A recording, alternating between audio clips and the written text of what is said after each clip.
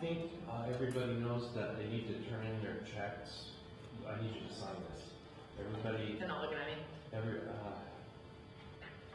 Everybody needs to turn in their checks. If you haven't turned in your check yet, he already did it. These two guys are okay. I think just Nancy's over. Can I bring it on Monday? I didn't bring my checkbook. That's fine. Okay.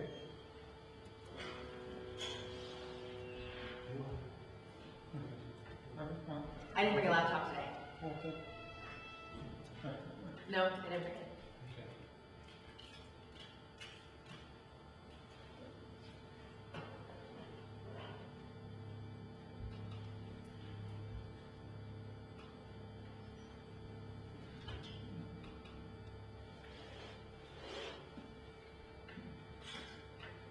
Before I start, are there any questions from last week?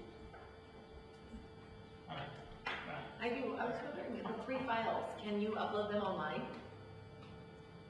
We can eventually. I don't know where we're going to put them right now, so that's why I brought it on. If you give me your email address, I'll send them to you. Okay, let's do that. Any questions from last week? Nope, I didn't see that yet. So last week we finished up with the history of Windows. Are we recording? Yeah. We finished up with the history of Windows, and we said we'd come back and look at architecture tonight. And I also said we'd look at tools. And we're going to, on every Thursday, I'm going to bring a PC, and we're going to take it apart, look at the contents, and use it when we talk about the material in the class. Some sections of the material we won't have made it to because you can't cover everything at once. So tonight we're going to be talking about general overview.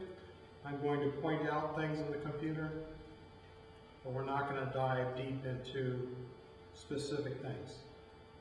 On Monday we're going to talk about processors, the different kinds of processors, the different kinds of sockets, speeds, compatibility, everything you need to know for looking at a computer and upgrading a computer if necessary, or replacing parts. Okay? So I mentioned last week that for tools, I carry a book bag with basically every tool that you need to have. That's too small. Her bag is too small. I'm just beginning. So, we're just going to go look in my bag of tricks here. How much do you think it costs to put together that bag? I've collected that bag over 20 years. Let me just say, if you go to, where was this? I believe this was... Fries? Maybe we got a Fries one close by. Fries is everything. No, I think that's a Home No, it's Depot. like Home Depot, yeah. Home Depot. If you go to Home Depot for $10, you're not getting that. But you can get a very nice screwdriver set with pretty much every screwdriver you need to have. You don't have to buy Craftsman. You don't have to buy top of the end. Use a small one, it's just fine. The main thing about the screwdriver, and that's I think the first thing on our kit list. Let's go look at our list in the kit. The main thing about the screwdriver set is you can't get by with just one screwdriver. The computer industry is not one screwdriver fits all. So, and these have different numbers, so you want to make sure to have the different size. Because the screws in the system range from very, very small to very large. In the small ones, you'll burn the heads out. I don't know if that's the right word. You'll burn the heads out trying to stick that screwdriver, and then you won't be able to get it out. And in the big ones, the screwdriver will it'll just move around in the slot. It won't catch. So for little ones, she has a little teeny one. So I have, and by the way, it's not a bad idea. Okay, this will work. What I've got here. Okay, let's look at the example of the one. What was your name? Oh, I am Vincent. Vincent. Let's look at Vincent's kit. So Vincent's kit has a couple of ones that you need to have. you need to have a very small Phillips. You know what Phillips is. Everybody in the room knows a Phillips, right? Technically it's called a crosshead, but in the US it's a Phillips. You need to have a very small one. That's usually for taking out subcomponents on maybe the motherboard, or we'll talk about later. There's different places where the very, very small one. This is a number 0, I believe. And Vince actually has a number 0, a number 1, and I don't know what this other one, number 1 plus or something. So the 0 you need to have. It's a good idea to have the number 1, which I just had. So I have a number 1. And for the outside screws, it's a good idea to have a number 2. So one thing your kit doesn't have is it doesn't have a number 2. So just go get one, or inherit one, steal one, whatever. Okay. So for the Phillips screwdrivers, those pretty much get you by. There are some times where you can't reach, and so a very small, when I say small, I mean short. Places where you need to have a very short one where you can reach your hand in and twist it. Now, in your kit, I've seen kits similar to this where this part is one part and the tips are different. So you can stick different tips in a small, easy to turn, because when you're inside and you're trying to reach around sometimes, it's hard to get the screws out. Okay, so this sometimes is a good idea. For flat blade screwdrivers, it's sort of the same thing. You want a very small flat blade. Again, you want a number 1. I don't know if this one says 1/8. I don't know why it doesn't say number 1. So the same kind of deal with the flats as the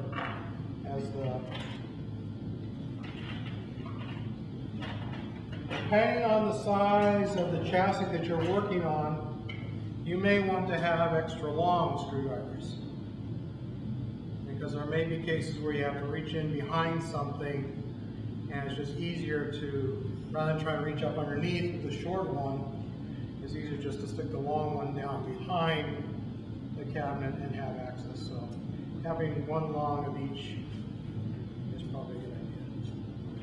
All these, you don't need to take a lot of notes because all these are being showing up on the video. So you'll have access to these in the video.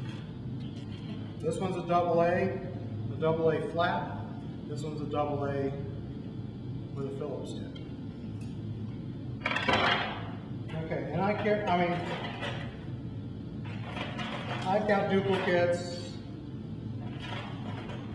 and it usually, every time I run to a case where I don't have the screwdriver, I usually go out and buy it and I stick it in the kit. So I was working on one. This is a star, or they refer to it as a torque. A lot of the HP computers have torque screws. I'll pass this around and look at the tip of this. Sometimes this tool is actually in the computer. We pull the back off, it'll be attached inside on the back in a little clip. A lot of times the technicians have taken the clip out and they've lost it. So you may not have it, so it's a good idea to carry that around. Okay.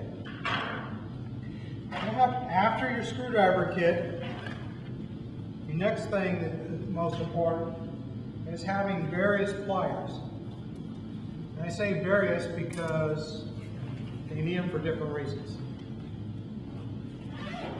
Well, we're going to go into the magic bag here. Having a set like this is good if you have a case where you have to hold on to one part of the screw and tighten the other one with a screwdriver.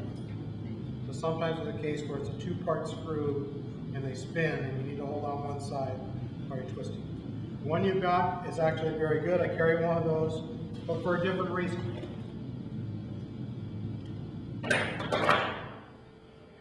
I drop screws all the time. And I need to reach in there and get it. It usually falls down between the edge of the board and the side wall of the chassis. and I can't get my hands down there to pick it up. And I don't want to turn the computer over, because then it probably will roll under the board, and then you can't get it out. Then you got to take the whole board out, and it becomes a real problem. So to reach in and grab. Stupid question, but why don't you use like a magnet? We're going to come to that. Magnets on the list, but you don't want to use a magnet around electronic components, because you can damage the circuits by having a magnetic field. So magnet you want to keep in your kit, and somewhere in my magic bag is a magnet. We'll get to that.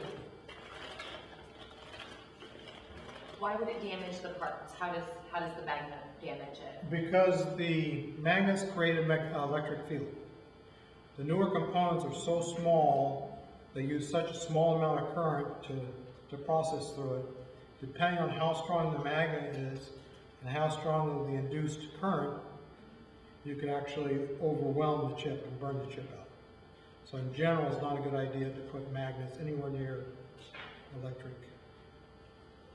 Especially if you're working on monitors, because if you take a magnet next to a CRT or to an LCD, you will warp the screen, and you will permanently warp it, and your customer or your family, whoever you're working for, is not going to be very happy to you. Nothing worse than getting that brand new computer and then it's gone the next day. All right, so an angle set is good for reaching in at an angle and picking them up, and something that takes a little dexterity. If you're used to chopsticks, you're probably not going to have a problem, because you can manipulate them much like chopsticks, but sometimes you can't. You need the extra fingers or whatever, so you should learn how to drive them left and right-handed, and sometimes with only 2 fingers, so that you have your other fingers to operate. So, Have you tried gum? you don't want to have any organic material in the computer either, because you do not want to create. It's sticky. But you do not want mold growing inside the computer, because now the parts are now plastic made. So if there's bacteria on the gum, then you introduce the bacteria into the computer, and there's moisture, the bacteria will start eating the plastic, and you could have problems too. You don't see these things until you look at it under a microscope. But since the components, we're going to show you how small, in the old days, we'll look at the magic bag of tricks. In the old days, you could easily see the components. They were very large. Nowadays, they're the size of a grain of sand. They're smaller. So again, you got to be very careful. So a curved one is a good idea to have, and a long, which is I think what you had, I saw in your bag. Sometimes a long, narrow one is good, especially if you have to reach down along the edge and pull something out. So, if you can, try to pick up one that's small. I started with those, and then I ended up with these. Like I say, I collected these over many, many, many years. So, your bag should not look like my bag starting tomorrow. Your goal over time is to collect and keep it in one kit of having these things together, so that you don't have to run off and go, all right, where's my screwdriver? Where's my pliers? Where's my wire cutters? Okay. Which I think is the next. Oh, by the way, pliers. Anybody know what these are? And don't say roach clip.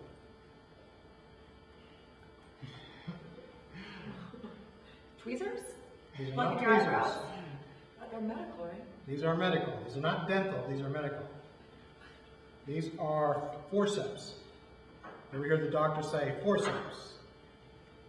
Usually used to pinch off veins or whatever. These work very good as a third hand, especially if you have to solder something together. Because usually what happens is you got this hand, then you've got the hand for the soldering iron, then you got the hand for the wire, and then you got the hand for the solder. So how many hands is that? 3. Do you use clips maybe? You can use like a clamp If of you some have kind? I don't carry it in here because I don't have room, but I've seen those little blocks that have the clip arms, but there's a lot of times you need a third hand or a fourth hand. So I was trying to say, right here is 4 hands worth of work, and I only have 2 last I checked. So if you can hold things together with clips so that you can solder things together, hopefully you're not doing too much soldering, but you never know when you might need to. Okay. So in the group of Where did pliers, you buy that little, this forceps? any medical store. Go near any hospital, there's usually a medical supply store nearby the hospital. I think a CVS would have it. CVS probably, you'd have to go to a medical supply. You might try CVS, but they'll probably look at you strange.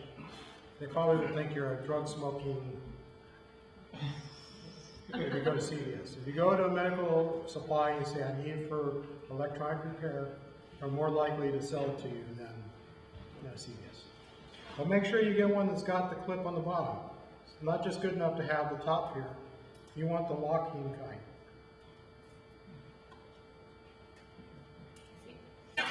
Okay, I think that's all it on the pliers in my magic bag. Wire cutters. Okay, a couple different styles of wire cutters. These are the traditional ones you'll see with a little number gauge. This number gauge is for the number gauge that's on the wire itself. So usually, well, that's not a good example. This says this is 25 gauge wire.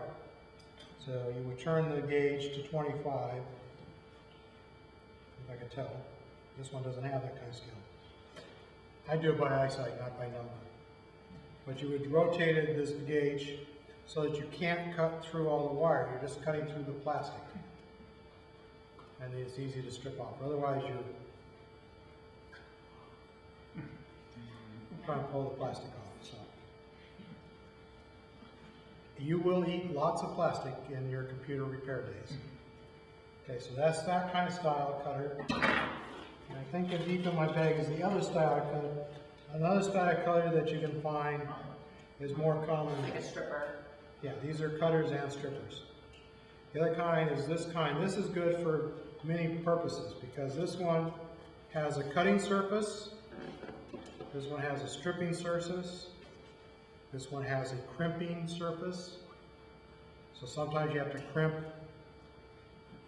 connectors on the end of wires. We'll talk about that when we talk about power supplies.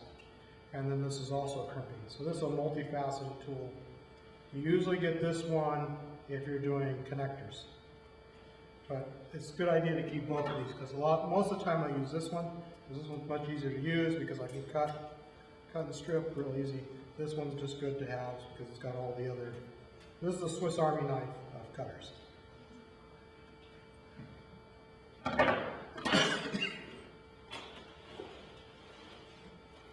You know, the next one actually is not in my bag, fortunately. And the reason why I say you should carry a ruler is mostly for Jerry's problem. You're in a computer system and you're working on and they say the fan's broken.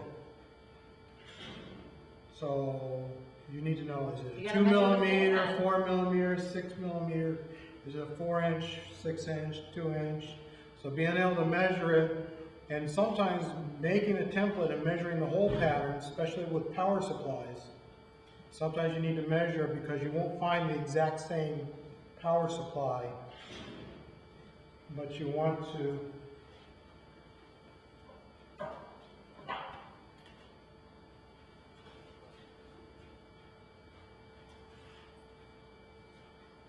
make sure that you measure the whole distances correctly. So when you get to the store, you can go, I think this power supply is the right one. Okay, it was 6 inches by 4 inches. All right, this is the right one.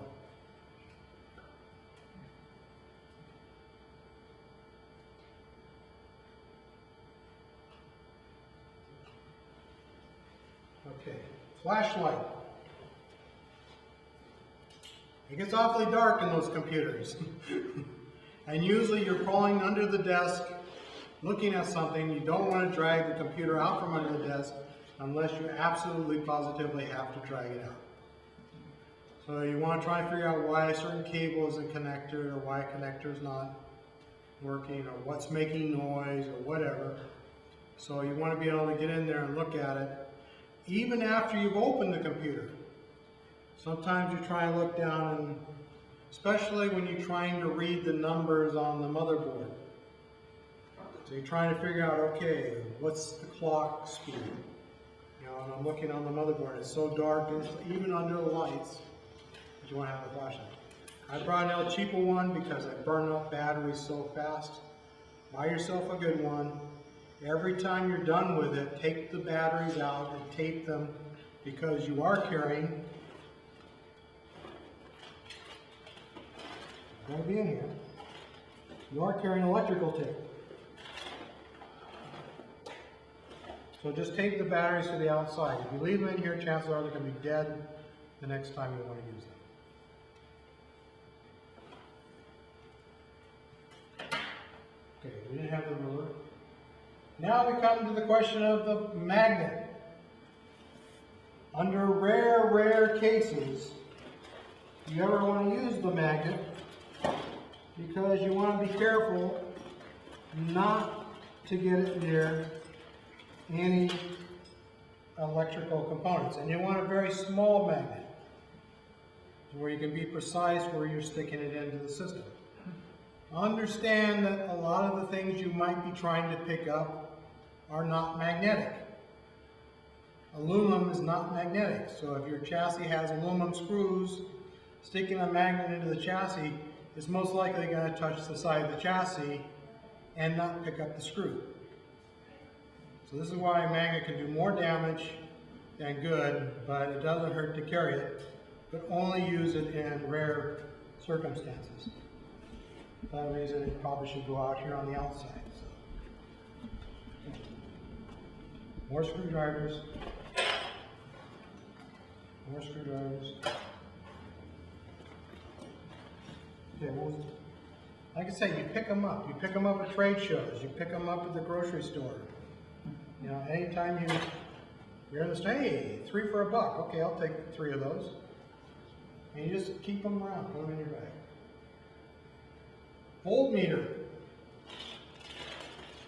Computers run on electricity, so you're going to have to, somewhere along the way, troubleshoot why a system is not getting power. Or is it the motherboard? Is it AC power? Is it DC power? Whatever. So invest in a good $20 Radio Shack voltmeter. You want one that can do current and voltage. So if you need to look to see if it's the right voltage, or if you want to look to see if it's generating enough current. And we'll get into that when we do the power supply section. Oh, I'm using the wrong term? No, I was just spelling it, Oh, but okay. I just find it's easier. Okay, so it's a good idea to invest in one of these. Okay? It's such a good idea to invest in one of these that when I had a chance to get a freebie one, I got a second one, and I carried the second El Cheapo one around as a backup. Because like everything else in my bag, it may not function when it comes out of the bag. So for those rare cases where I need to, I have an El Cheap backup one. This one doesn't require batteries. So this is a good one just to have around, just in case your good one goes dead. And these are like $5. You see these swap meets. You might find this at CVS in the tools section. But just pick yourself up a real cheap $5 backup and just keep it around. This tool bag, by the way, is great for automobile diagnostics too, because they're electronics, and now you need to have most of these same tools. So. Soldering iron. We were talking about soldering iron. If you get a soldering iron, make sure to get one that has a very narrow, again, remember what we said, very small components nowadays. You won't want a very small tip. How many people actually have used soldering irons? No? A couple of you? Okay, so it's a profession. If you want a lesson on soldering one night during a break, we can do a lesson. But sometimes you may have to splice wires together, or you might have to fix a connector. And it's a rarity, but you may have to do some minor repair. So a soldering iron, some very thin solder, and How often would you say you use your soldering iron? 2%, 3% of the time. But it'll be that one time you don't have it. There you go, ah crap. If I just had my soldering iron, I could save myself a trip to France. Okay. Key thing about the solder is you want rosin core. You don't want acid core solder. Spell that for me, make sure I'm spelling it right. Rosin, R-O-S-E-N. R-O-I-S-N. R-S-I-N. So you want rosin core. If you use the acid core, what do you think is going to happen?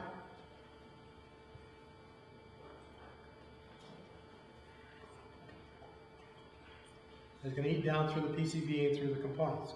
Acid core solder is generally only used for piping and things like that. So you want a very narrow solder because you want, again, you want to be able to quickly, the smaller the diameter of the solder and the tighter the tip will make the connection quick and detailed.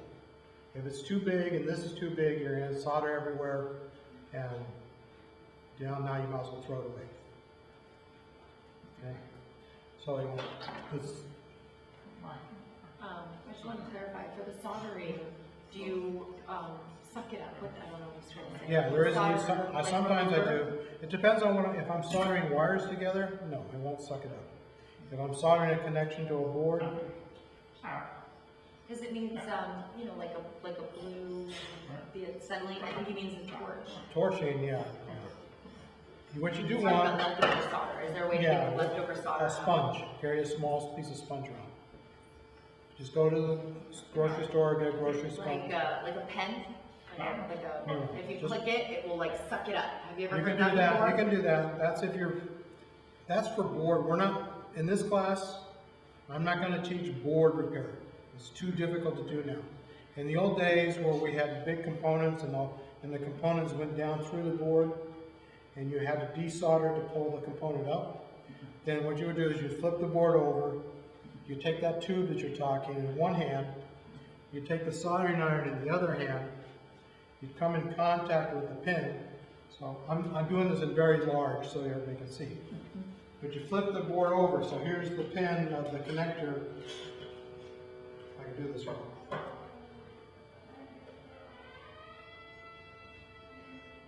There's the pin coming out from the bottom of the board, and there's solder around it on the board. I want to take that part out, but it's soldered in. I have to get that solder off. So what I would do is I would put my soldering iron against the pin, not for very long, just enough to melt the solder. And then using the tool, this little vacuum pump tool that he has, I would immediately and suck the solder off. And it would pull all the solder off the board and off the connector so that I can pull the pin down through. But we're not, I think I have an example of it. We're not going to do any of that level of repair.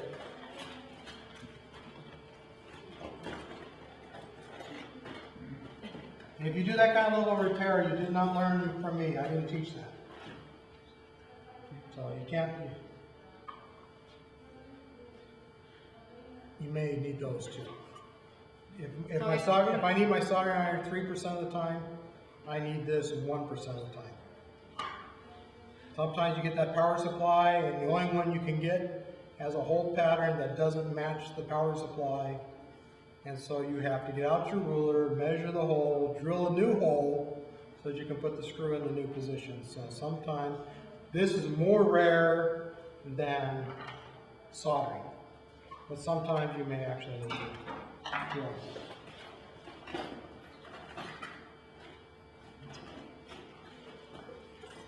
Color-coded wire, red is current, black is ground, so you may want to have different colors just to keep track. I've got a couple different sizes of wire. Current and black is Ground. Or yeah, so positive, negative. So you know how you have positive, negative on the. Then if you're in a case where you need 3 colors, I usually use a green, just to tell me it wasn't positive or negative, or some other cable. If possible, you want to use the same color of wire that the manufacturer was using. But I don't want to carry 15 different colors of wire. in my bag. Do you have to make sure that it's stranded instead of solid? Yes, you always want stranded wood.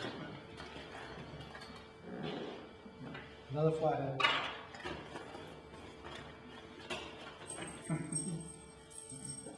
So, I'm going to bring this around. Here's an example where you might want to use that tool that Vincent was talking about. So if you look very closely, I'll come back to the camera in a second. If you look very closely, there's pins in here. You may have to suck the solder out of the connector and pass that around. That's just an example of something that's not a real, you wouldn't be actually soldering on that particular thing, but that just shows you how the solder is connecting the pin to the board. Okay. I did mention last week it's a good idea to have a paintbrush. And I meant to put I actually took my good one out of my box because I needed it to work on my computer, my friend's computers. But I luckily had my backup paintbrush. Don't go and buy a $50 paintbrush. Go get yourself a 50-cent paintbrush. You're never going to paint with it.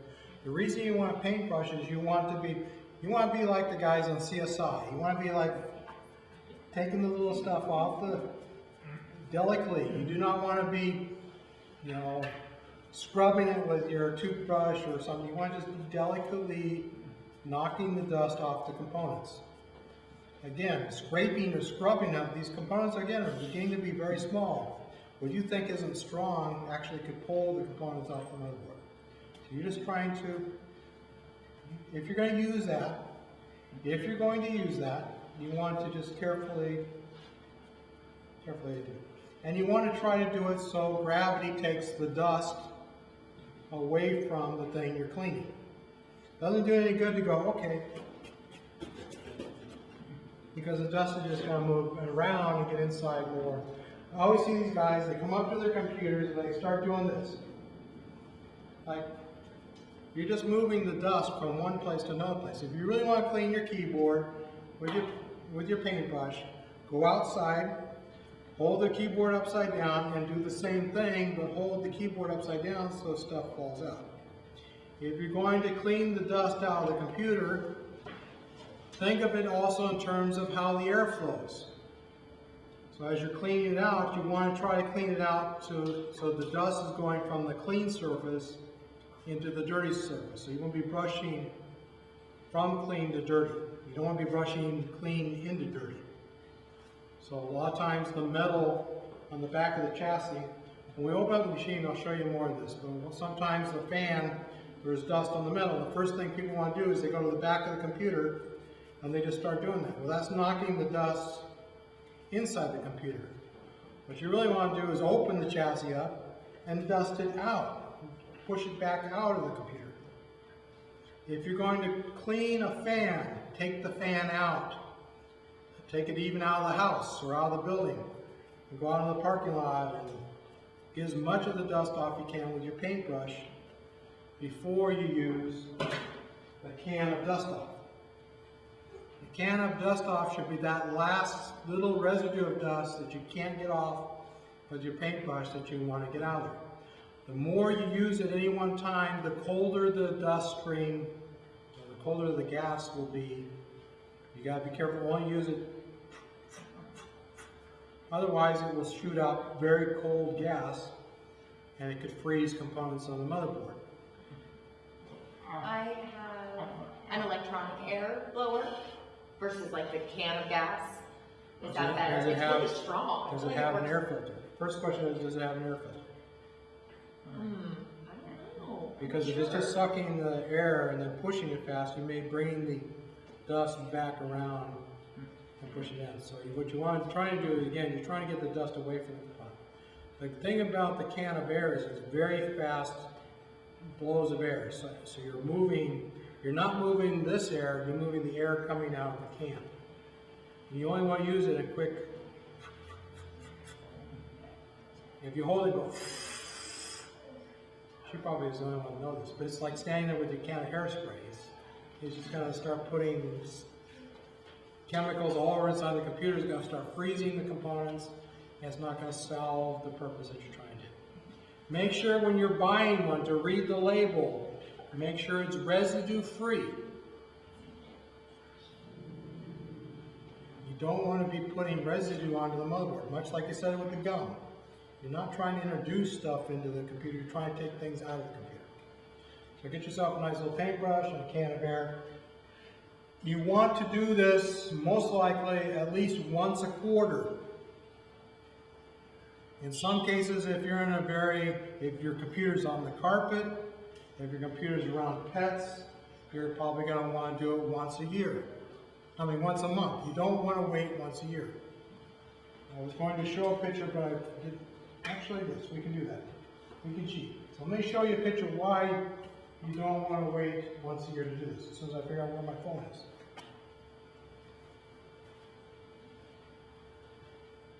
Maybe I'll show it on a break, because I don't know where my phone is right now. I'll show you why you don't want to wait once a month, or once a year to do that. Okay. Various plugs and adapters. Now, I'm an old school guy. I did a lot of work on serial and parallel. So I have lots of converter connectors for doing various things. And I probably got multiples of the same thing, because there were a lot, when you're working with serial modems, telecommunications, nobody had the right kind of cable. So you're always trying to diagnose the kind of cable you need by putting connectors in there.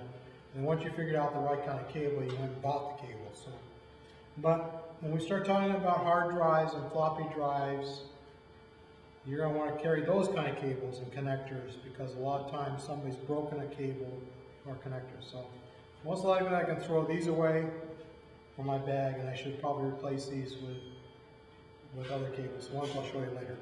I do have a couple jumper cables, Ethernet jumper cables, just for diagnostic purposes. So I'm somewhat modern age. I have Ethernet, but these things are probably old. You don't need to carry those. But the concept of carrying various adapters with you. And here's an example of one you may want to carry. So power supply, depending on your power supply that you have, there's different connectors for different types of devices. And a lot of times you had connectors for hard drives, but then they changed the connector type, and they went to the small type for like the floppy. So some of your customer says, hey, I got this computer from Dell, it didn't come with a floppy drive, I got all these floppies I need to write, can you install a floppy? And you say, yeah, no problem. You get there, you go to put the floppy drive in, and you're like, well, how do I plug this in? So you may want to carry, you know, again, it's something you're probably going to use that one time when you don't have it. So it doesn't take up much weight. So carry some odds and ends of these kind of things in your bag, save yourself a trip or price.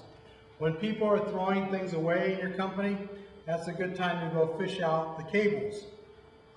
Because the hard drives are probably pretty small and broken, but the cables are things that you can reuse in other computers. I have all kinds of adapters, I'm not going to pull them out. Something I didn't put on the bag list is a marker, a Sharpie.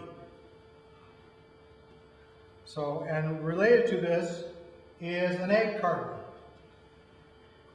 Everybody eats eggs, right? Is there anybody in here that doesn't eat eggs? Is anybody here that not buy them in cartons? Does anybody here keep your egg cartons? I don't buy eggs, I have a chicken. You don't buy eggs, you have chicken. All right, well, you're screwed then. If you're buying the eggs from the store, they come in egg cartons. So a little 6-egg carton or 12-egg carton. Why is this important? You're taking the screws out of the computer. You've taken them all out, and they're all on the table, and now you're putting the computer back and going, all right, which screw went where? So your egg carton and your marker pin says, this little bin of screws came from the case. So you write the word case over this little egg holder. And you put the screws in for the egg case, screws in that little egg bin. This one came from the power supply, so you make a little mark on the top of them. This one's for the power supply. This one's for the motherboard. This one was for the hard drives. That way when you go back to put them back together, going, okay, I'm putting the hard drive back in. Oh, I've got them labeled. I don't use the egg carton one because I rarely buy eggs. What I do is I've got the little plastic bin with all the little drug dividers. I got plenty of eggs. Huh? You I got got plenty? like 100 owl Owl eggs, are they any good? So, oh yeah. I get like 2 or 3 eggs every day. When you get to be my age, you can't have that many eggs a day. Maybe 1 egg a day. Anyhow, so if you don't want to use an egg carton, or if you want to have something recyclable, you can go again at CVS or a hobby store. You can get the little plastic bins with the cutouts, and then you can go get those little white little square label things at the post office or whatever, and just put one down on the little square and say, all right, this is the case bin, this is the power supply bin. Again, if you're salvaging components, let me finish my point and then I'll take your question. If you're salvaging components, a good thing also salvage, screws. You never can have enough of the right kind of screws. So I will go in periodically and I'll see, hey, there's a motherboard that they're tossing out, and I'll steal the screws off it because I know every motherboard uses basically the same size screw. I might need those screws someday. People laugh at me and say, why do you have all these parts? But now at Dell, they refer to my cube as the Ken store. They need something, they come to Ken's cube because they know I've collected it, and they say, all right, hey, I need 3 motherboard screws. I go, just in a second. And I flip into my little motherboard thing. Here's 3 screws. Or I need a cable, or I need an adapter. Now, you may not want to be that person for your company, but if you want to make your life easy, keep yourself a little bin of odds and ends like the screws. I was kind of going there, but I was going to say, when you finish putting the computer back together, if you're like me, there's always some screws left over. Yeah. And you need a little jar or something to put those in. The goal is not to have any extra screws at the end. But like Ken was saying, I've done the same thing. I've got the thing completely back together, and I looked over and there's 1 screw left. And I look and I go,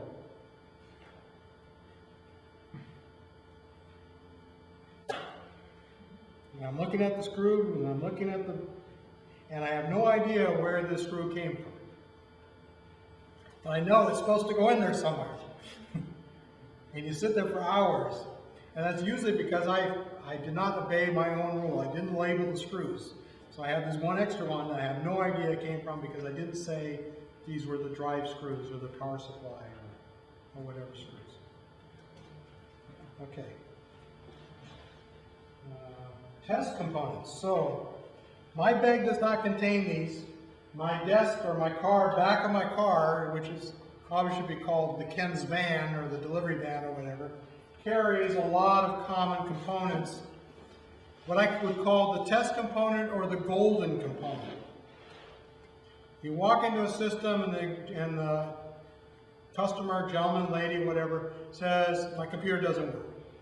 And you turn on and you say, well, yeah, it doesn't work. Okay, so now you're trying to say, all right, what is it not doing?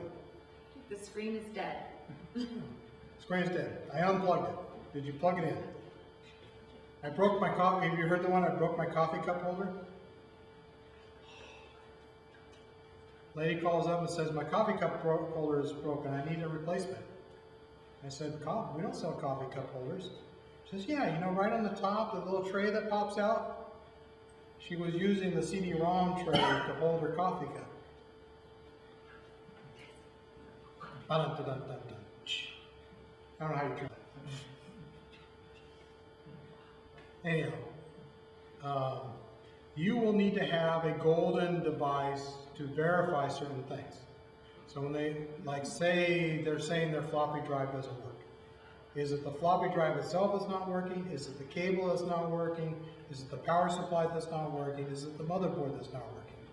So you want to have a set of golden reference things that you can swap in and try to figure out which one of the 3 things are not working. A lot of the repair is trial and error. Because much like if you try to place a phone call from Los Angeles to New York and nobody answers, you have no idea. All you know is that you can't make the call. You don't have no idea if it was something in Kansas City that was bad, if the telephone in New York was actually bad, if your telephone's bad. So you have to start, sometimes you have to start. Let's start with something I know. I know my neighbor's phone's working, so I'll bring that phone over, I'll plug it in mine. Okay, well, it's still not working. All right, it's not anything local. So I'll swap the floppy. Okay, I still can't read floppies. All right, it's not the drive. Okay, reach in and get my magic cables. Let's try replacing the cable. Okay, it's not the drive, it's not the cable. Okay, let's look at the power supply. Get out my low voltmeter and start checking power levels to see if I got the right power. So having those golden devices with you is a good idea. I've seen a strange case on probably not the current generation of PCs, not the previous generation of PCs, but 2 generations of PCs, where they started introducing the USB. Do you know what USB? Everybody know what USB is? They started with the USB. But the back of the chassis also had the older style connectors. And it turns out you couldn't get into the system controller unless you had the old style keyboard. So I couldn't diagnose the system because all they had was a PS2 keyboard. And you need, a USB keyboard. But you needed to have the PS2 keyboard to interrupt the BIOS to get in there and fix it. Modern computers don't have that problem anymore, and modern computers may or may not even have the older style keyboard connector. In that particular generation of computers, to get into the diagnostic software, you needed to have the right kind of keyboard. And if I not had one in my bag of tricks, I would again been trying to drive all over town. Where can I find a keyboard that's got this old style connector? So again, fishing and having a PS2 keyboard, we'll get to keyboards and mice later on in the class, but having one with the old style connector is something that may come in handy someday when you're trying to diagnose something. The second reason to have one is from a software standpoint. And we're going to go into component level stuff. We're going to start on some of it tonight. And then as we talk about the different components, we're going to find out that the software for the PS2 keyboard has been around for 20, 30 years. The software for the USB keyboard has only been around maybe 5 years at the most. So if you're working on a computer system or software that's older than 5 years and you need to reinstall, you're going to have a slight problem trying to answer the menus using a USB keyboard because the computer software doesn't have software for a USB keyboard. You will have to plug in the PS2 keyboard, get the system up and running, go out to the internet, get the driver for the USB keyboard, load it, then your USB. In today's keyboard, or in today's system, even in my company today, and we'll talk again when we get to the section, there's 2 kinds of USB ports. Microsoft does not ship on the driver a driver for USB 3.0. And all the time, I'm constantly putting something when I'm trying to turn on or initialize my system, I'm trying to put that device in the USB 3.0 port and trying to boot or diagnose or whatever. You're going, well, I know that's good. It was working yesterday. And then finally, it's because there's no driver yet. So I pull it out, put it in the 2.0 port, and then it starts working. Then I download the 3.0 driver, then I can move the device back to the 3.0 port. So having odds and ends, keyboards, mice, some adapters I don't have, maybe I do have an example. KB-M, what's that? Look at keyboard/mouse. So here's an example. Of course it does. Here's an example. So I don't have to carry a USB to PS2 adapter or keyboard. I just have to carry an adapter. So here's an adapter that allows me to take a USB keyboard and plug it into a PS2 board. It allows me to cheat.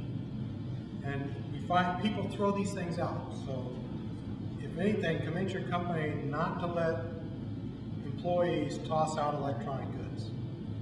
In fact, don't let them just have a junk bin either, because we're going through a move right now from where we are now over to Great America, and people are tossing away. You'd be surprised what people are tossing away. Like, things for the Ken store. I'm like, hey, wait. I'll take that, let me have that, I'll put that in the Ken store, because next week you'll come back and you'll say, hey, do you have that PS2 to USB keyboard adapter? I think, what, you mean the one you just threw out last week? It cost you $5, but here it is. So these little adapters, that's what I mean by odds and ends on cables and adapters. These are they don't take up much space and they're gonna make your life easy. I have a bunch of other odds and ends in here. Like I say, if you're taking your bag out overseas or out of the country, power adapters, good idea. Very, very small wire. Another set of wire cutters. You can never, like I say, you can never have one. There's a tool I think you should have. Well, one tool that I haven't talked about is this tool. Magnifying glass. Yeah, I was thinking about that on the way over. But this is the most important tool. Don't leave this one in the home. This is probably the second most important tool. There's never enough power ports where you're going to work on something. So if you're bringing an extra monitor for diagnostic, you're going to get there and go, crap. So carry one of these little adapters or this little small pigtail power supply so you can have extra ports. That way you can unplug their monitor. Unplugging their monitor is not going to cause any computer troubles. You can unplug their monitor, plug this in, plug their monitor back in, and now you have 2 extra ports for you to have access. That's another really good thing to have. Any other, I've got odds and ends in here if you're ever working on cable TV. The other Ken and I work at a company that use cable TV equipment, so again, there will be specific things for the industry that you're in. So this is my little bag of tricks for fixing cable RF issues. I haven't done that for probably 20 years, but it's still in my bag. Like I said, I got this bag at a trade show and it became my computer bag. I didn't have to go out and buy a $100 tool bag. And I didn't pay $300 at any one time to get tools.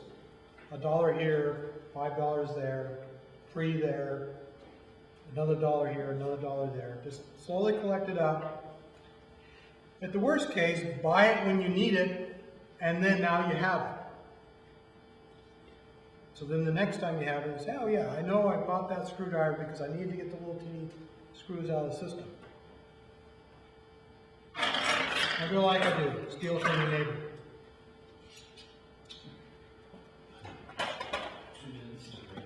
Let's break now then. Well, actually, let me ask any questions, and then we'll break. Any questions? All right, so we burned up the first hour going over, but everything, anybody learn anything from this exercise, or was this a complete waste of time? Oh, no, way later. Yeah, it's nice to look. I want to look at your stuff. Don't put it away. Don't put it away. Okay, I'll leave it out. All right, we're going to go on a break. Okay. And on the break, while the camera is changing tapes, I'll take any questions that you want taken off camera.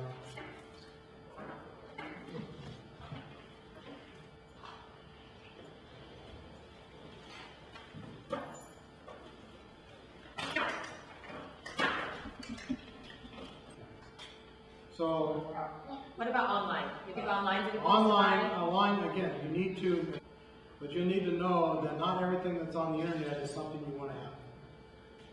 And not everything that's on the internet is of the quality of what you want to have. Sometimes you buy like on eBay or something, you get it, and you're like, huh, it says made in Japan. But it was really made in that's China. not even spelled Japan right. It says Japon.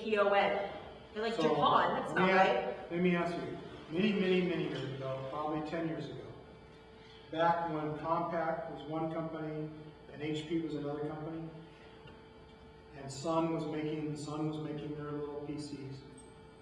There was a company in Taiwan called Mitec, M-I-T-A-C. And the company that Ken and I were working for were looking to this company to manufacture our cable modems overseas so we could save money. So we thought, hey, they make computers, no problem. They can make our cable modems. So we go out and we look at their assembly line. And coming down their assembly line, first one is a Compaq. Then an HP comes down the line. Then a Sun is coming down the same line. Then a Mitec computer is coming down the same line. And they say basically they build to order and they just assemble it. But then when I carefully look inside the chassis, This one would say motherboard made in Singapore. This one would say motherboard made in Hong Kong. This one would say motherboard made in Japan. Unfortunately, there's nobody standing up to the Chinese manufacturing companies and forbidding them from flooding the market with fraudulent and crappy goods. And this goes for cables and connectors and video cards and other things. You need to know who you're buying from. You need to make sure that they have reputable. Same purses and clothing. China makes knockoffs. Yeah. Everything. You need to make sure that you're buying reputable goods. Unless you get, you know, if a lot of people get together, I think she's saying, and we go against China, then maybe they'll start making a good product. Nobody's going to do that because everybody wants something cheap. And everybody they don't want to piss off China because they want China to buy their goods. So if the U.S. were to say, hey, we're no longer bringing in firecrackers and cables, and then China say, fine, we're no longer buying oil and gas and all the other imports. And then you get into a trade war. Well, this is not an economics class. This is a computer class. What I was trying about to say was, people will go into Fry's and they will look at that and say, why does the, who's the big audio cable manufacturer again? Monster. People say, why is the Monster HDMI video cable $99, and if I go over here, this one's only $6? It's because that one's made in some slave labor plant in southern China that doesn't have any quality control. And this one's gone through a significant amount of testing. So the question is, do you want to pay the extra for peace of mind, or do you want to take your chances with the $9 cable? That's why I sell Fry's. And that's the end of my story. In Latin, they call it caveat. I don't know how you Yeah, say it. caveat emptor. Caveat emptor. Yeah. Let the buyer beware. Because you can't trust them. Don't trust anybody. Okay. How many people, can you get me from here? My back's coming. Christmas lights. Let's talk about Christmas lights. Are you seeing that? Back in the day, Alright, so the Christmas lights would work for years. But nowadays, you buy a Christmas light and it works for everything, 1 year and it goes automobiles. out. When I grew up, my parents had the same car for 20 years. And they could fix the car. Nowadays, you're lucky if your car lasts 5 years. As soon as you look under the hood, there's nothing you can repair. You have to trust that your manufacturer built you a quality. And you can look at it. I mean, you look at the Hyundais and the Kias, they sit on the showroom lot, and they look really nice. And until you get up right next to them and like you push your finger on the sidewall, the metal, you feel the metal give way. Or you wiggle the door handle and you notice that the joint is really loose. Or you look at the craftsmanship of the lenses and stuff. And the quality up close, it just isn't there. It's getting better. I mean, Hyundai now wins a lot of awards, but I'll bring in, next week I will bring in a $60 knockoff Samsung phone out of China.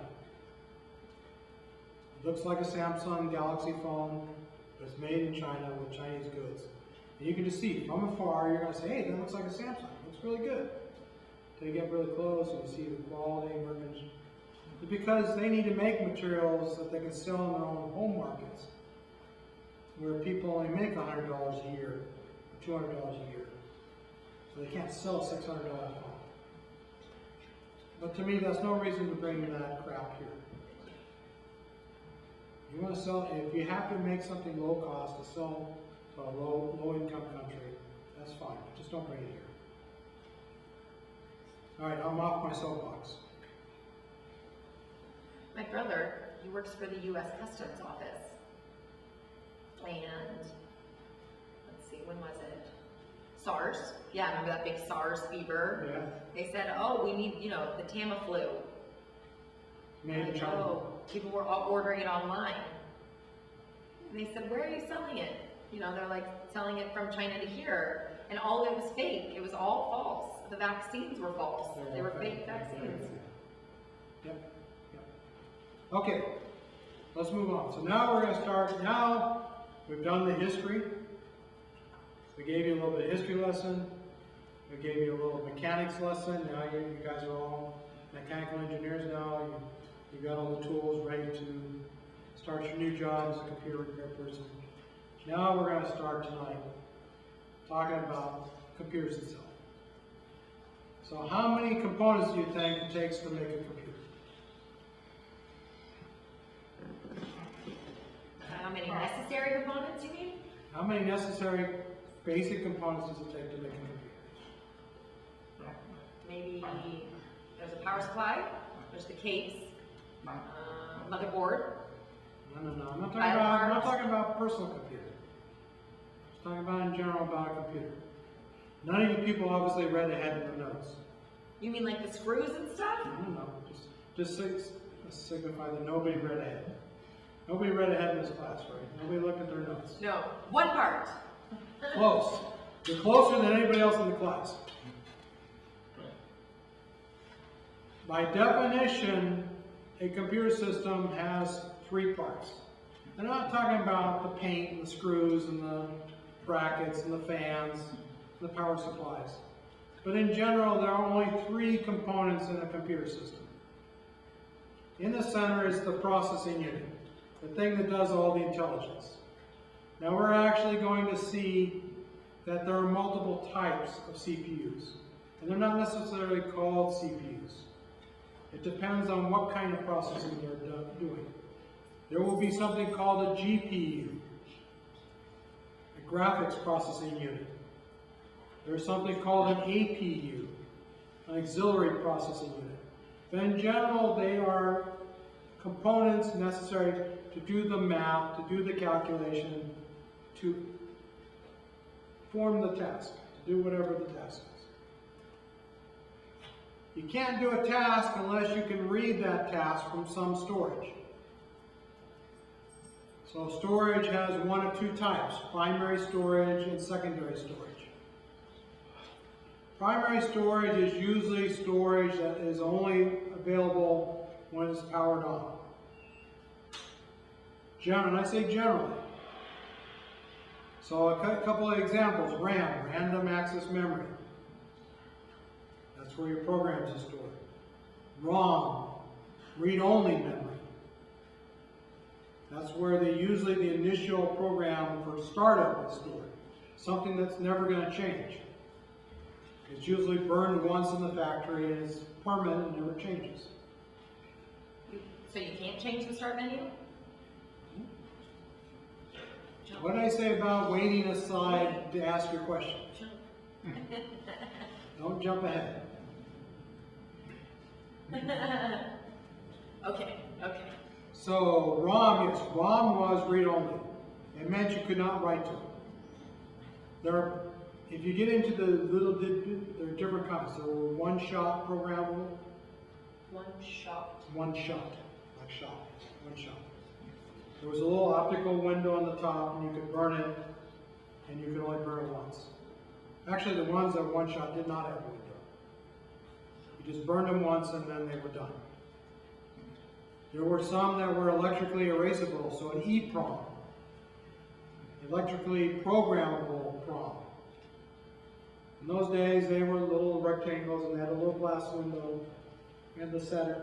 You would stick them in a programmer, and you'd download your program in there, and then you would stick them on your board, and you would test. Oh, it's wrong. You pull them back off your board.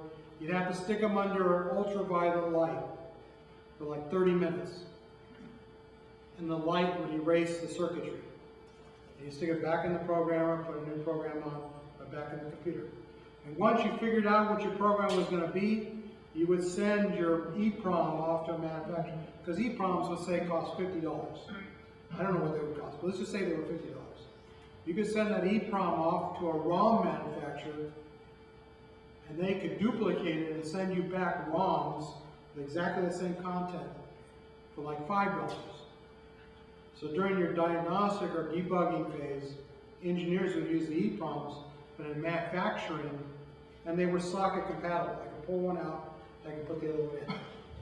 So I could develop on the same hardware that I was selling, It was just a function of changing components.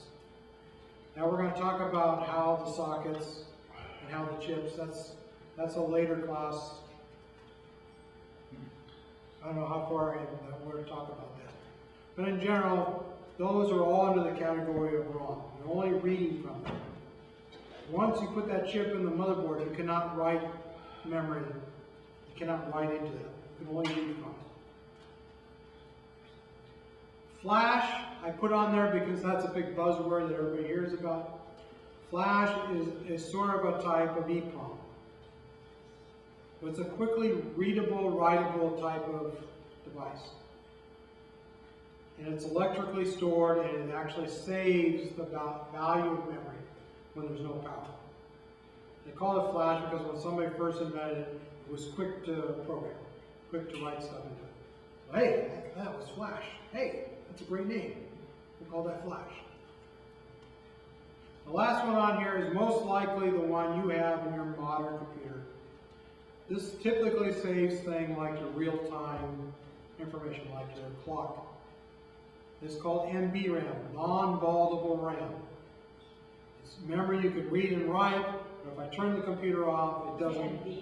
NV, non-volatile RAM. So I could write to it, and I could turn the power off, and it's still there.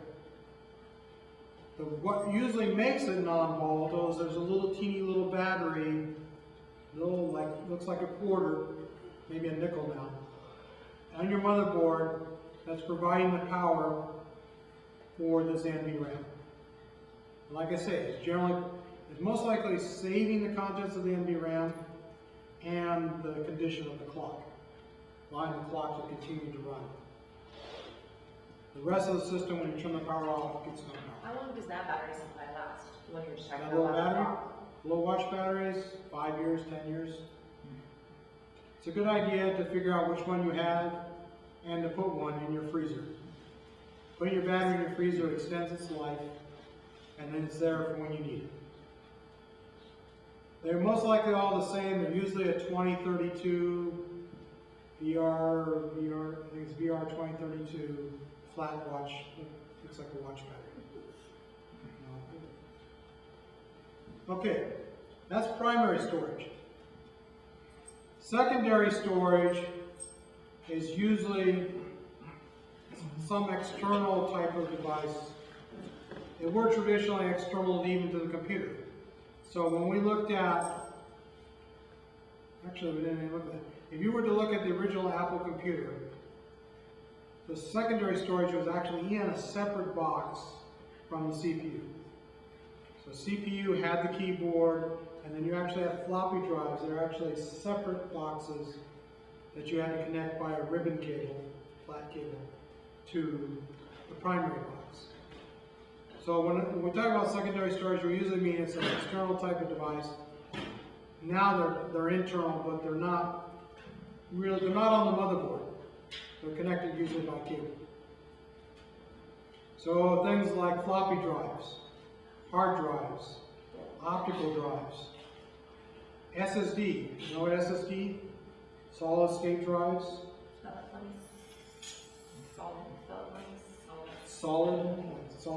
Solid state drives. Like little ROM cartridges, little cartridges that you stick in there. Things like that. Those are secondary storage mediums. In the optical and the floppy, there are some strange things we will call hybrids. I mean, that one time there were floppy optical devices. Start with an M. What was the name of it? They used to sell a little cartridge. It was an optical media in there, but it was in a cartridge.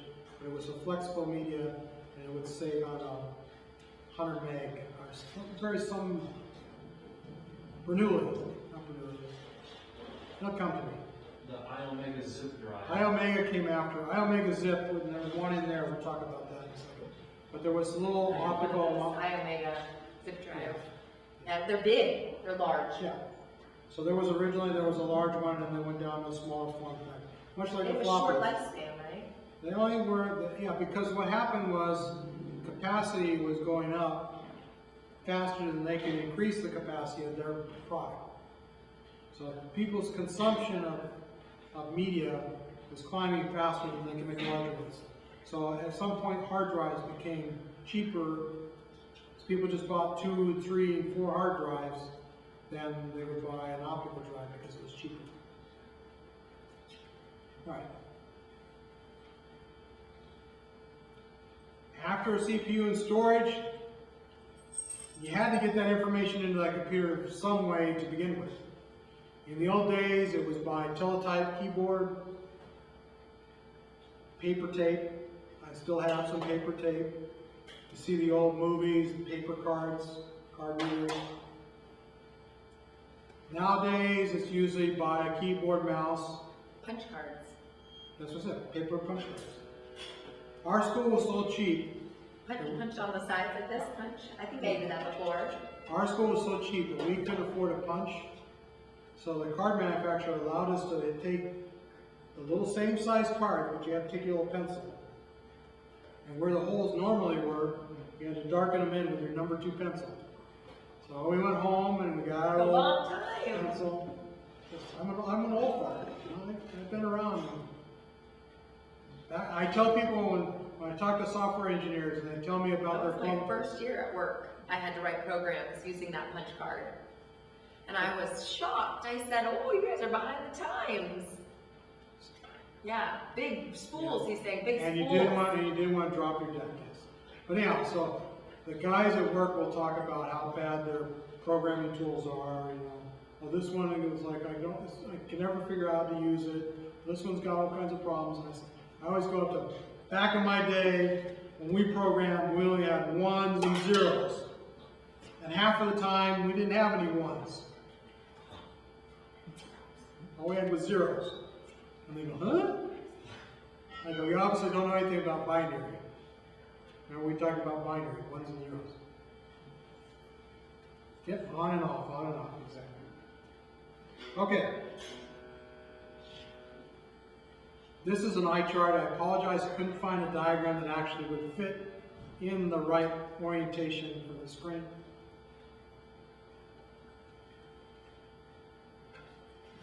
Pushing the wrong one. Wrong way. Go the other way. Yeah. That's good. He's saying it's good. Good. So what I try to do, I have 3 things that I've got. I've got this diagram, which is in your guide. You're probably not going to be able to read the little markings, but the little boxes. It was more idea to understand the boxes and the orientation. So if you want to take notes in there, I'll walk you through the orientation.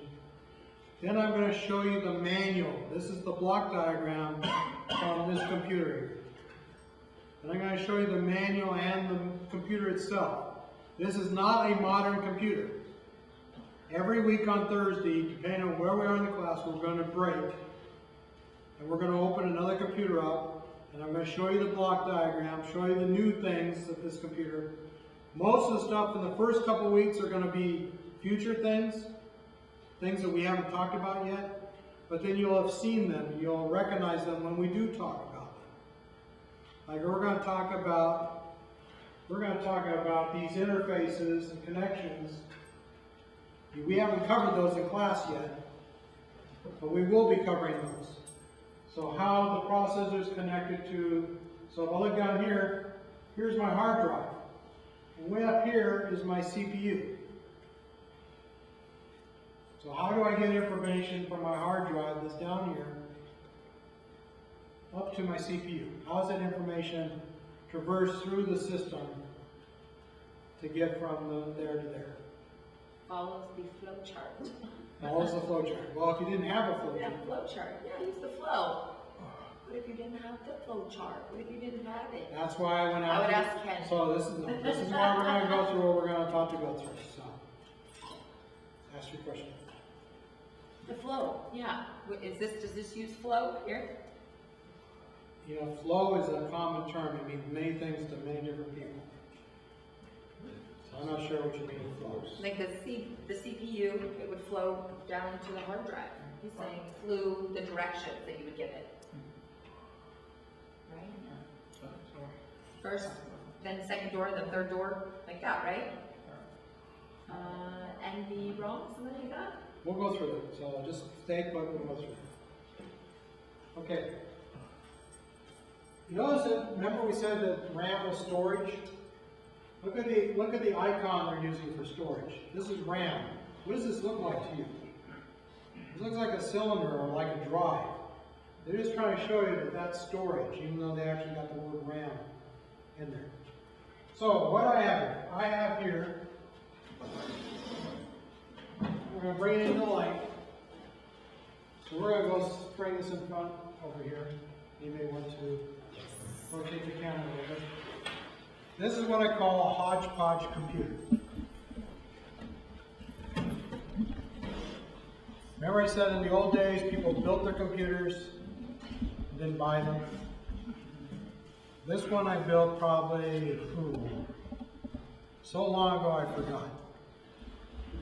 But we're going to assume that this is one that somebody's given you to repair. It's plain red. You look on the front and go, hey, I don't know what kind of computer this is. It's got no name. Look on the back. There's no labels. There's no... It's custom. It's custom. It's homemade. It's a swap meet computer, or whatever you want to call it. White box. A white box. That's a good term. Well, it's not quite white. So what do you do then? So that's what we're going to do. First thing you want to do is open it up and examine it before you do anything. Do you know if this is an AT or an XL? What, Well, right? we're going to find out. That's what we're going to find out. We're going to learn together. I know what it is, but I'm not telling you.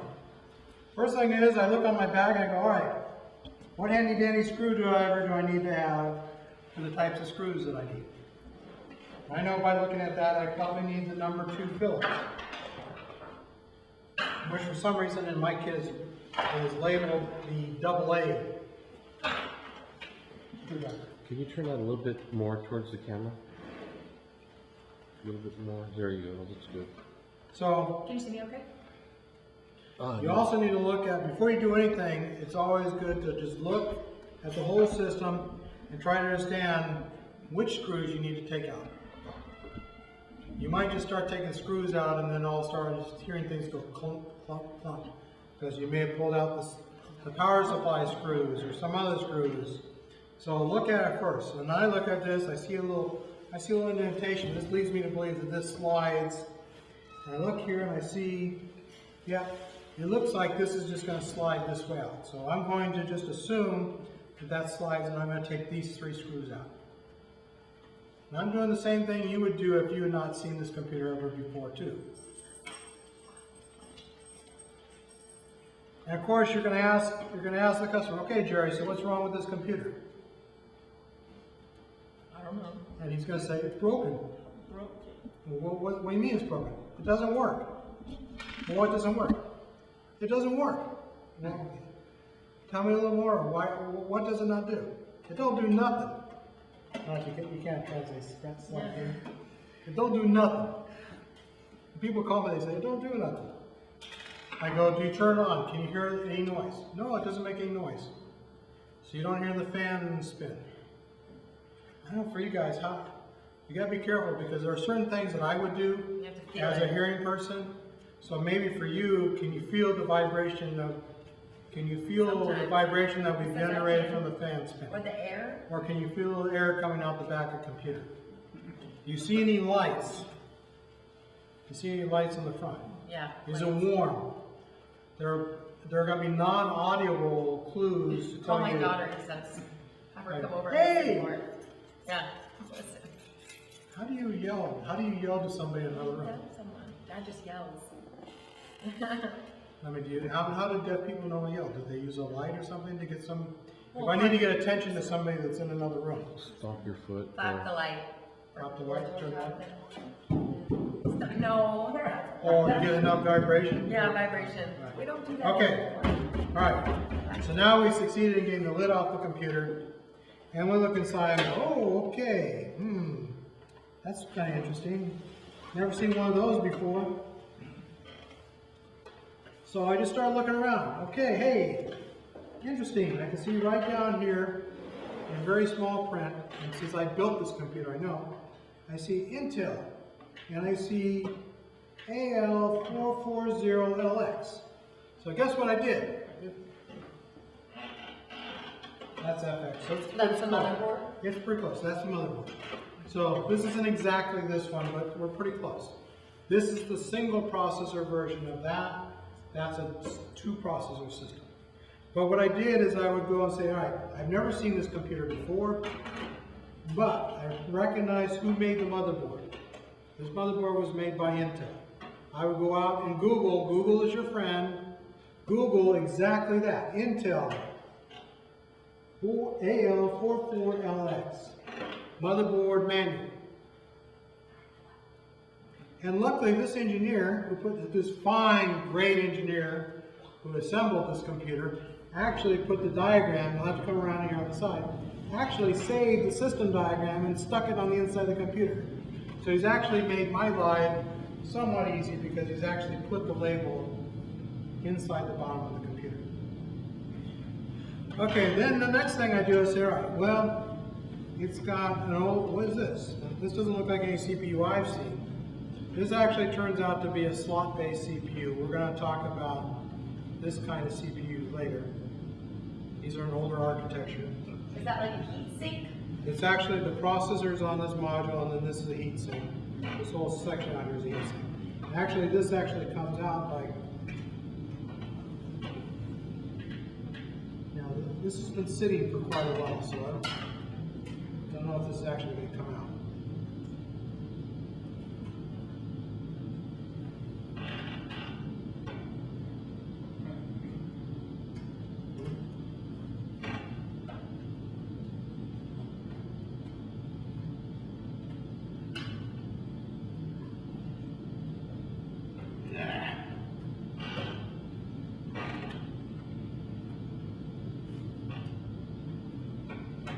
Well, I wanted to take it out so that you could actually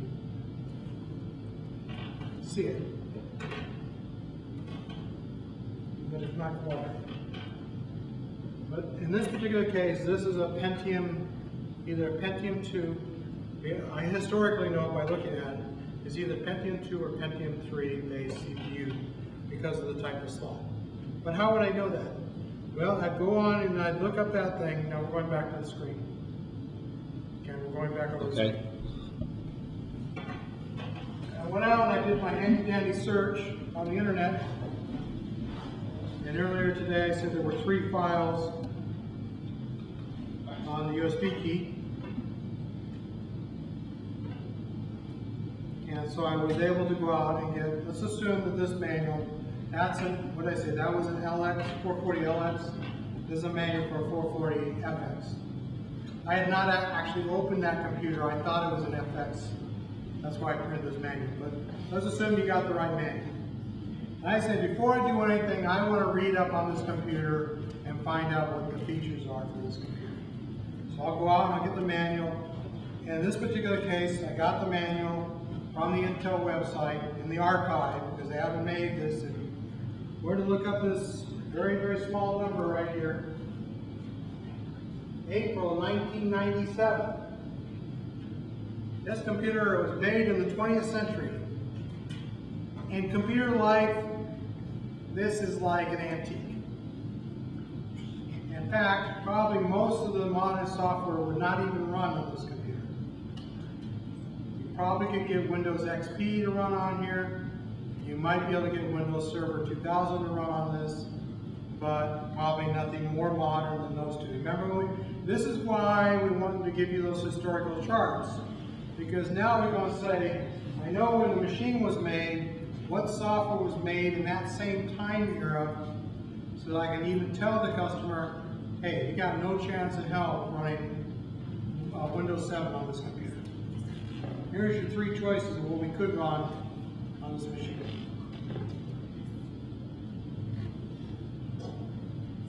Now, this manual, I was going to print this. You replace something, the motherboard, right? Well, we're going to talk about that later on. So we'll get to that later on. Don't jump ahead. You always like to jump ahead, don't you? No, goodness, I told him. Okay, so in general, the motherboard manuals are going to follow the same kind of syntax. They're going to give you an overview, and then they're going to start to cover things. So this particular, they're going to tell you what the options. So this particular motherboard might have different options designed for different customers. And the part number will have like a 3-digit on the end.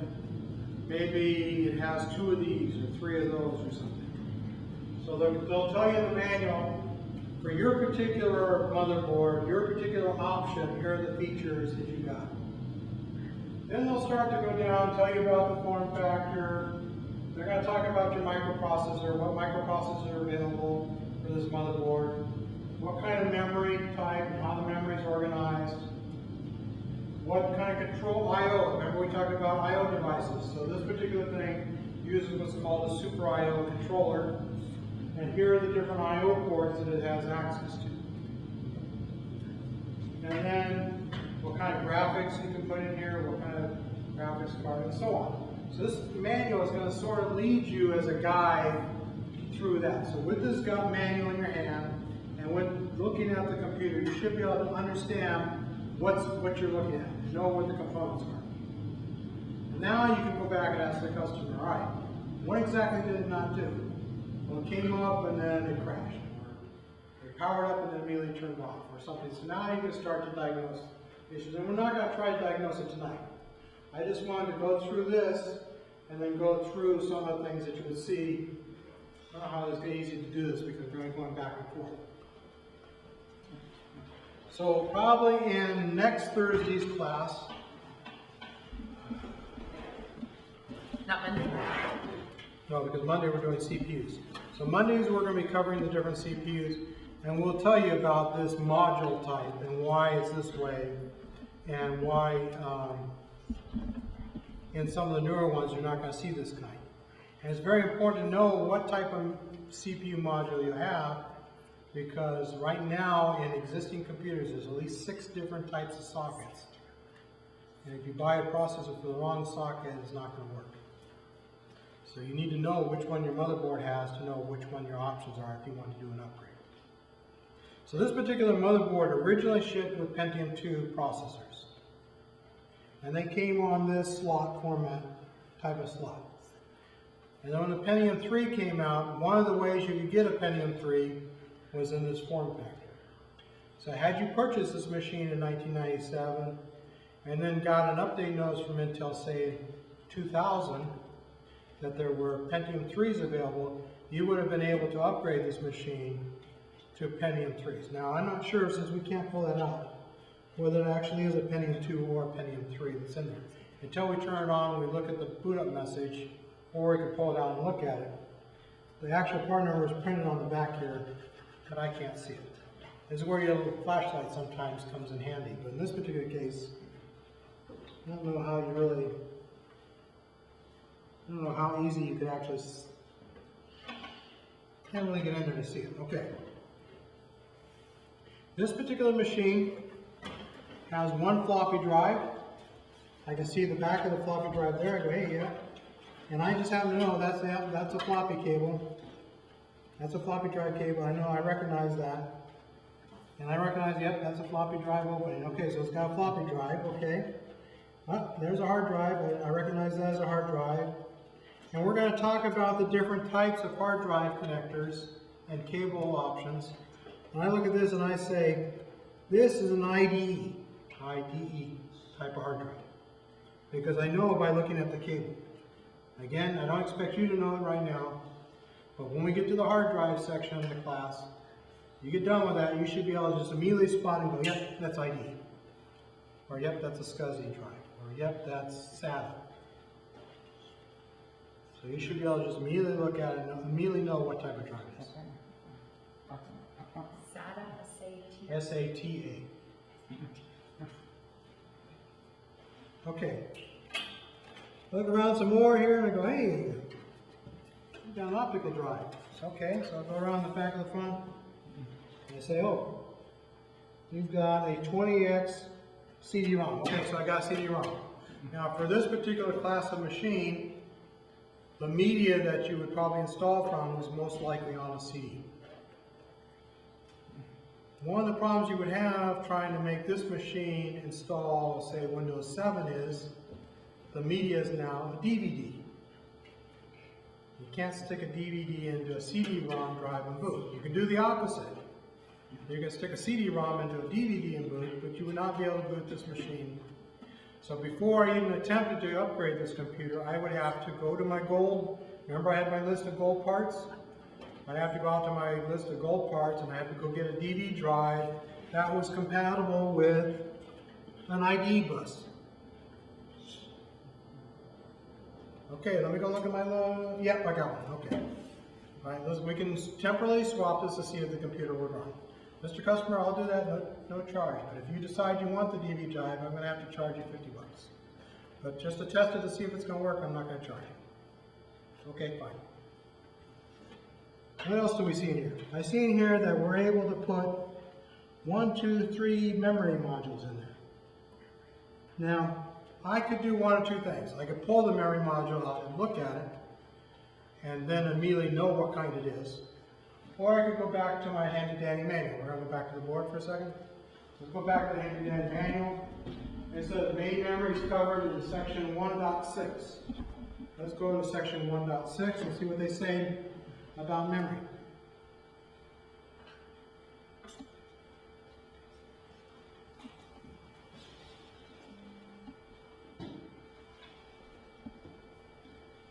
They say the memory here is DIMMs, and it can take memory in either non-parity or ECC configuration. So you had an option.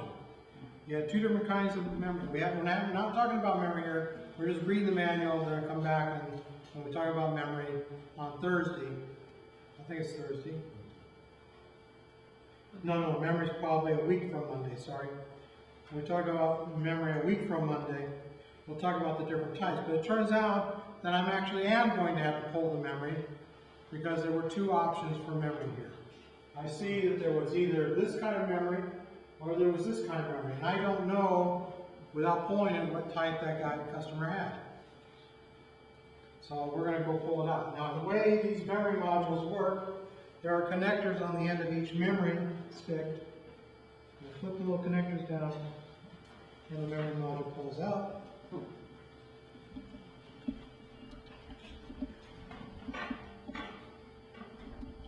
And now I got it out, so now I look at the memory module, and it tells me it's 32 megabytes, but that's all it says. Megabytes. Now how much memory is in your computer at work right now? Gigabytes? 280 gigabytes. 2 Gigabytes.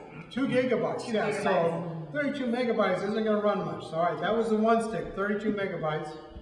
And there's nothing on here that really tells me whether this is the first type of memory in the first column or the second type.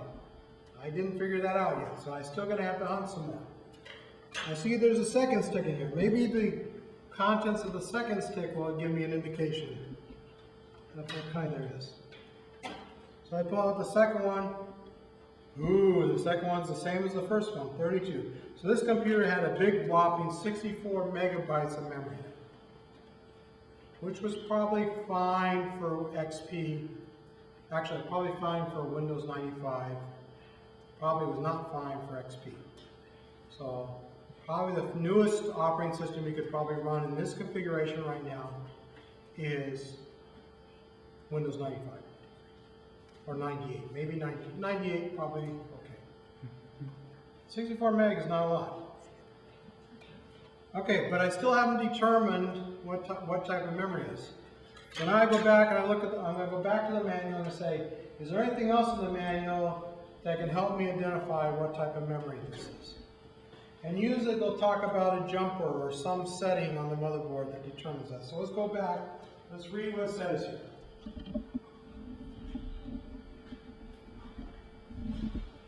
It says here, ECC memory correction, the user must use the BIOS setup program to enable the support. If non-parity memory is installed, setup options for ECC do not appear. So it looks like, based on that, it's an automatic detecting, the motherboard will automatically detect what type of memory it is. But generally you can't mix memory. So now I'm still at a loss of what type of memory this is. So I will probably have to go out on the web and I will have to try to take the information off this memory stick and see if I can find anything on the web that identifies it. I know there's only 132 megabyte over here under the We haven't got there yet. Good observation. Jumping again. No, he's actually making a good observation. Because depending on when the motherboard was made and when the manual was printed, the documentation may be correct or it may be obsoleted. What this says is at the time of manufacturing, this was the only memory modules they knew about and that were available and tested. That doesn't mean that that's the largest memory or the only kind of memory you could buy for that type of slot. It just means that in 1997, these were the only ones we tested. So you said you looked at 32. Let's take what you said. Let's try your observation. We look down that column and says, yep, there is a DIMM. There is a 32 gig DIMM, but there's one that's 4 megabit by 64, and there's one 4 by 72. Now,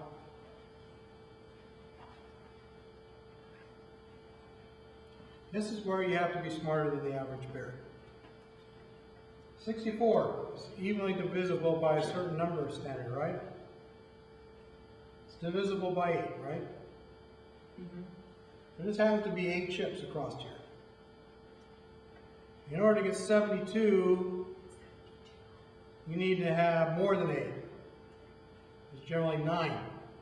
There just happens to be on here 1 chip missing in the middle of the board. From that deduction, I'm going to assume that this is actually the first column. This is by 64 by stick. My assumption may be incorrect, but just by the fact that this last chip is not installed, tells me this is probably by 64, or non-parity based, or non-ECC based memory. Alright, so now if the customer says, now I want to get memory, now I got to determine what kind of memory module this is. Now, this manual isn't very good. This manual says that this is a 168 pin DIMM. All this information here is what you're going to want to know when you're looking for memory. This is going to tell you what to go through. So you're going to go out to your local memory manufacturer. Let me finish my statement and then I'll answer this question. We're going to want to take this information. You may get more information based on the manual that you have. But know that it's a 168 pin DIMM, okay? I know that it's 60 nanosecond. We need to make sure it's 60 nanosecond.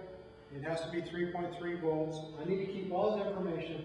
And I call my local memory supplier, or I get on the web, and I say, what do you have available in this type of technology? They will probably tell you, the best I can do for you, sir, is a 256 megabyte memory module. That's the best I can give you. So, okay, 256 megabytes. And I've got 3 slots. That would give me 3/4 of a gig of memory. At that point, I might have enough memory to run XP. So I might be able to get the customer up to Windows XP. And now I got 3/4 of a gig of memory, and it might be okay. About 32 gigs, 64 megs is not going to be even close to doing enough. Okay? I'll take your question now. No, he was telling me how to spell the pin duns. Pin duns. Okay. All right. So I noticed that you took it out without gloves. Do you not need to wear gloves, or should we wear gloves? gloves you don't need to have. Static protection you should have. One of the things I meant to put in my kit and also put on my thing, so if you're taking notes in your manuals, you might want to buy one of those little temperature humidity things, gauges. Again, go to Fry's, you can get it for 20 bucks.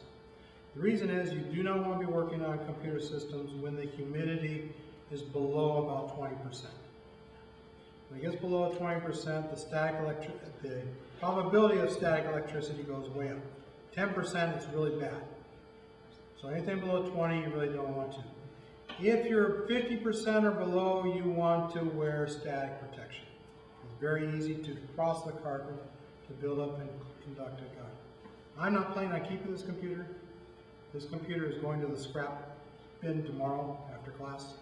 I've only kept it, I kept it through 2 moves strictly for being able to teach this class on it, because I want to have historical. You need to film a little bit of the inside of it. Yes. Just put it in my trunk and I'll give it back Yeah. to you to throw away. Yeah, you want to take some pictures inside, that's Yeah. right. For the video. Yeah, okay. So now I want to proceed on, I want to do some more excavation. We can though. We're out of time. We're out of time? Yeah. We're out of time already? It's 8:30. All right, we're gonna have to wait. Sorry. I apologize. So I guess we'll cover, all right, we'll take a half hour on Monday to finish up on this. And then we'll move on to the new. I apologize, I didn't realize it was going that slow, so. I thank you all for showing up. And now we have a cliffhanger. Very interesting, very, I didn't realize the time had gone by either. So now we have a cliffhanger. Stay tuned next week. Will the computer survive? Will the engineer die? We don't know.